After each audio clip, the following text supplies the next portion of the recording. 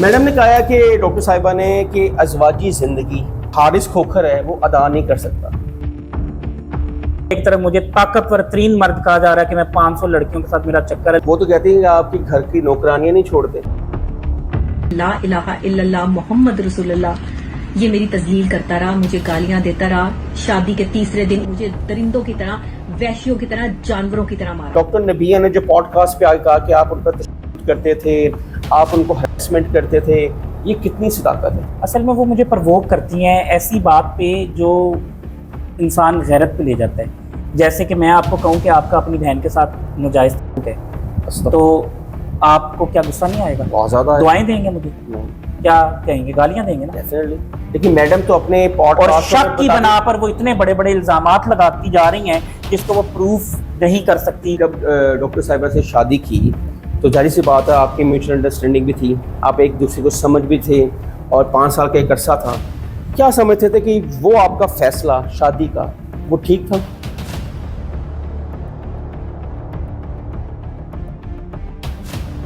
अस्सलाम वालेकुम, मेरा नाम हसन शहबाज है और आप देख रहे हैं डेली सोशल पाकिस्तान।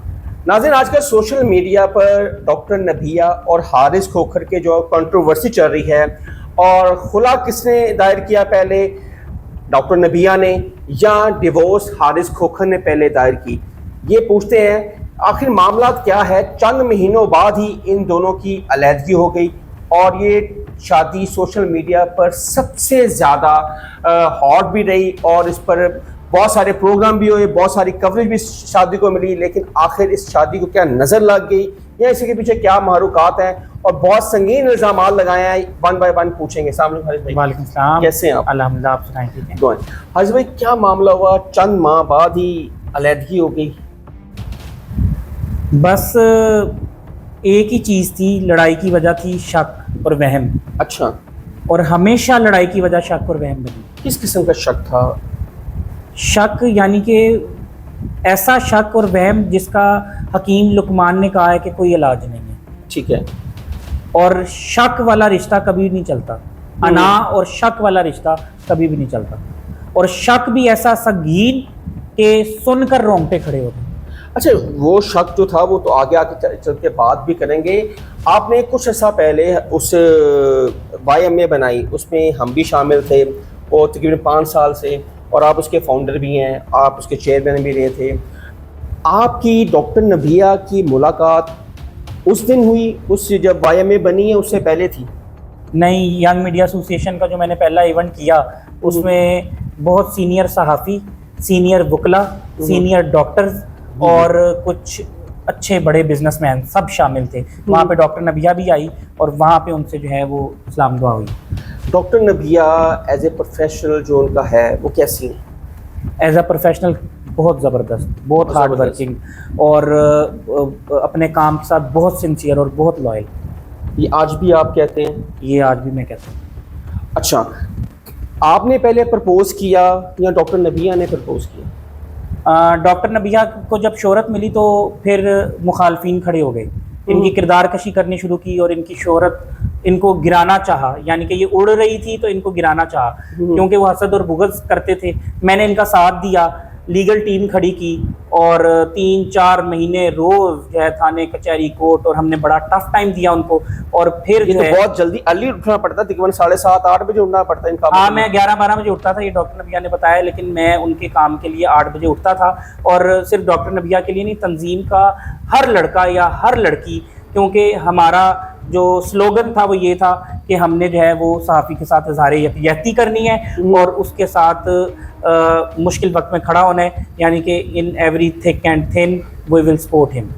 अच्छा, आपने कहा कि डॉक्टर नबिया ने प्रपोज किया मुझे सबसे पहले, ऐसे ही? डॉक्टर नबिया ने एक दिन जो है वो मुझे एक गाना भेजा और फिर एक बात शेयर की डॉक्टर नबिया ने। गाना कौन सा था? कोई पसंदीदा गाना था आपका? नहीं, वैसे रैंडम एक, यानी कि मुझे तुमसे प्यार हुआ है, ठीक है। अच्छा। और उस पर उन्होंने फेस एक्सप्रेशंस करके भेजा 5 साल में पहली बार। वरना पहले बहुत इज्जत और तकरीम वाला रिश्ता था और प्रोफेशनल रिश्ता था, फैमिली जैसे फैमिली वाला रिश्ता होता है। ये रिश्ता था। तो उस दिन 5 साल बाद इन्होंने भेजा और फिर जो मैं इनका साथ देता रहा, मेरे ख्याल से तब इनको मेरे साथ उनसियत हो गई और इन्होंने मुझे वो गाना भेजा। उसके बाद इन्होंने कहा कि तुम मेरा कितना यानी ख्याल करते थे, मुश्किल वक्त में तुम ही मेरे साथ खड़े रहे और कोई नहीं खड़ा रहा, तो मेरी प्रोटेक्शन के लिए भी कोई होना चाहिए, मैं तो अकेली हूँ। तो मैंने कहा आप अपने इर्द गिर्द देखें और आपको शादी करनी चाहिए, बिल्कुल होना चाहिए आपको, आप सिंगल मदर है, सिंगल लेडी हैं। तो उन्होंने फिर इजहार कर दिया। अच्छा, जब इजहार हो गया फिर कि मुझे तो तुम ही पसंद हो। तुम ही पसंद हो। इतना अरसा 5 साल एक टाइम गुजारा आपने, एक दूसरे को जाना है और आपको ये भी पता था उनका एक बेटा भी है, तो फिर शादी के लिए आपने हाँ भी कर ली। तो शादी के बाद अचानक ऐसा क्या हुआ, कुछ दिन बाद ही डॉक्टर नबिया ने जो पॉडकास्ट पे आके कहा कि आप उन पर तशद्दुद करते थे, आप उनको हैरेसमेंट करते थे, ये कितनी सदाकत है? देखें, डॉक्टर नबिया ने कहा कि मैं उन पर तशद्दुद करता था या हरेसमेंट करता था, उन्होंने मेरे पे इल्ज़ाम लगाया, फिर उसकी खुद ही तरदीद कर दी। RNN TV पे जाके बुशरा को इंटरव्यू दिया और उन्होंने कहा कि वो जिस्मानी तशद्दुद नहीं था, वो ज़हनी तशद्दुद था। आप करते थे ज़हनी तशद्दुद? यानी कि उन्होंने 10 पॉडकास्ट में कहा ना कि ये जिस्मानी तशद्दुद करता है, इसने मेरा मुंह पकड़ा, बाल पकड़ा, दीवार पे मारे। और उस दिन के जो है वो टिकटॉक्स आप देख लें, हम बाहर खाना खा रहे हैं, टिकटॉक्स बना रहे हैं, सिर्फ उस दिन के नहीं देख लें, पिछले 2 दिन के देख लें, उससे अगले 2 दिन के देख लें कि कोई जो है वो मेडिकल हिस्ट्री होती है, ठीक है, जैसे एक पेशेंट की होती है मेडिकल हिस्ट्री होती है, कोई निशान होते हैं, कोई 8 दिन पुराना भी जो है वो ब्रूज हो तो उसको मेडिकल जो है वो वहाँ पे उसको पहचान लिया जाता है कि ये रेड है, पर्पल हो गया, ब्लैक हो गया, तो वो कोई ऐसी बात नहीं है। और फिर ये फिजा अली के शो में गई थी, तो अगर शादी के तीसरे दिन ये हुआ था तो उधर तो उन्होंने एक्स्ट्रा बातें बताई थी, वो भी जो उनको यानी कि पता नहीं कौन सा उनको गुस्सा था या बदला निकालना था, तो वहाँ पे जाके उन्होंने स्टंट किया और वहाँ पे फिर ये बात बताती ना, तब क्यों नहीं बताई? अच्छा हारिस भाई, एक पर्सनल सवाल है, बनता तो नहीं था लेकिन आजकल बहुत ज़्यादा उसकी सोशल मीडिया पे चल भी रहा है, वो क्लिप बहुत ज़्यादा वायरल भी है। मैडम ने कहा कि डॉक्टर साहिबा ने कि अज़वाजी ज़िंदगी और हकूक़ जो हारिस खोखर है वो अदा नहीं कर सकता। अच्छा। और और हारिस खोखर के मुख्तलिफ लड़कियों के साथ चक्कर भी हैं। इन केस उन्होंने आपके घर वालों पे इल्ज़ाम लगाया कि पाक रिश्ता है। अब मजे की बात सुनिए, एक तरफ इल्ज़ाम लग रहा है और फिर खुद ही उसकी तरदीद भी हो रही है। हर इल्ज़ाम लग रहा है, अल्लाह की तरफ से खुद ही तरदीद हुई जा रही है। ठीक है, एक तरफ मुझे ताकतवर तरीन मर्द कहा जा रहा है कि मैं 500 लड़कियों के साथ मेरा चक्कर है, लड़कियां मेरे पे मरती हैं, लड़कियां मेरे पे मरती हैं, और फिर खुद ही कहा जा रहा है कि ये हक़ ज़ौजियत ही नहीं देता। ये तो कहा है आपने भी, शायद सुना होगा। ये अपना इलाज करवाए। ओ भाई, मैं अपना इलाज करवाऊं तो फिर जो है मेरा 500 लड़कियों के साथ चक्कर कैसे है? हाँ, ये भी बात है यार, ये क्या? हाँ, सही है। यानी कि एक तरफ जो है वो एक तरफ चिट्टा कहाँ और एक तरफ काला कहाँ, और फौरन बयान बदलना। सच एक ही होता है, चाहे 10 चैनल पे बोलो, लेकिन अगर झूठ बोलोगे तो पिछला बयान नहीं याद रहेगा कि क्या दिया था। अच्छा, आपने जब डॉक्टर साहिबा से शादी की तो जाहिर सी बात है आपकी म्यूचुअल अंडरस्टैंडिंग भी थी, आप एक दूसरे को समझ भी थे और 5 साल का एक अरसा था। क्या समझते थे कि वो आपका फैसला शादी का वो ठीक था? देखिए, क्योंकि प्रोफेशनल ताल्लुक था, मुझे पता नहीं था, मेरा कोई चक्कर तो था नहीं। अगर चक्कर 1-2 महीने का होता तो शायद मुझे पता चल जाता, शक और वहम करती है। मैंने तो डायरेक्ट शादी की ना।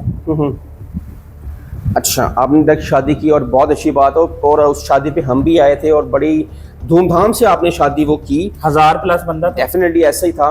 क्या समझते डॉक्टर नबिया ने ये स्टेप क्यों उठाया, क्या समझ आपकी नज़रों में है? पता नहीं उनको किस चीज़ का गुस्सा है, या वो, क्योंकि अक्सर आपकी कंट्रोवर्सी शादी के कुछ अर्सा बाद कंट्रोवर्सी स्टार्ट हो गई, आपकी लड़ाई झगड़े हो गए। बेसिकली लड़ाई झगड़े होते क्यों थे? असल में वो मुझे प्रवोक करती हैं ऐसी बात पे जो इंसान गैरत पे ले जाता है।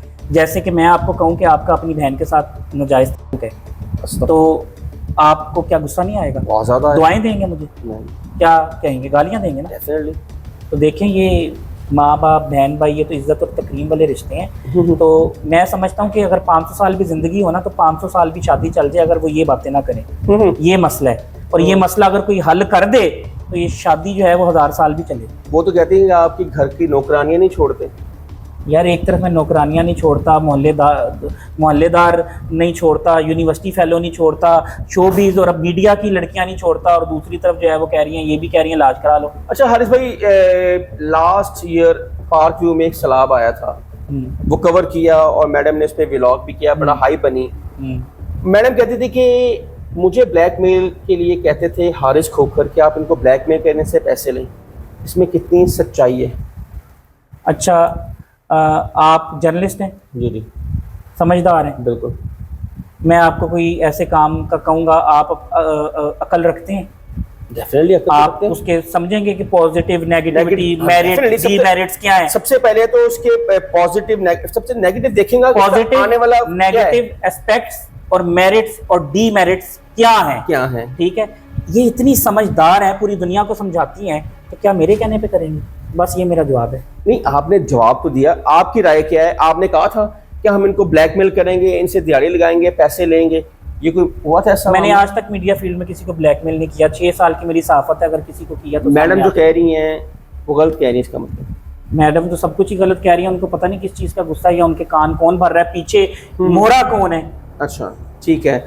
अच्छा ये बताएं कि मैडम कहती हैं कि इन्होंने मुझसे शादी जो ना फेम और पैसे के लिए मेरे से की है, जितना भी खर्चा है हारिस खोखर का वो मैंने उठाया हुआ था। अच्छा, आप मेरे वलीमे पे आए थे? बिल्कुल आया था। 1000 बंदा था? हाँ जी बिल्कुल। और खाने में क्या खाना था? बहुत अच्छा खाना था। क्या होगा खाने में? लग्जरी खाना, मटन होगा? बिल्कुल। अच्छा, अगर 1000 बंदे से ऊपर का खाना था तो फिर क्या मैंने इनसे जो है वो, मुझे पता था इनके पास जो है वो कुछ भी नहीं है, और मैंने इनसे जो है वो इनको सपोर्ट करने के लिए शादी की थी। पहले ये कहती थी, तारीफ़ें करती थी और तारीफ़ों के पुल बांधते भी नहीं थकती थी कि ये गाड़ी इसने दौड़ाई मेरे लिए, 5 साल के मुझे पिक एंड ड्रॉप करता रहा, खाने ये वो YMA के इवेंट्स होते थे, 400-400 लोगों का खाना होता था, मेहमान नवाज हैं, डेरेदार हैं, ठीक है। लेकिन आज पता नहीं क्या गुस्सा है कि वो कह रही हैं कि ये जो है इसका खर्चा भी मैं उठा रही थी, हमारा खर्चा इन्होंने उठाना है।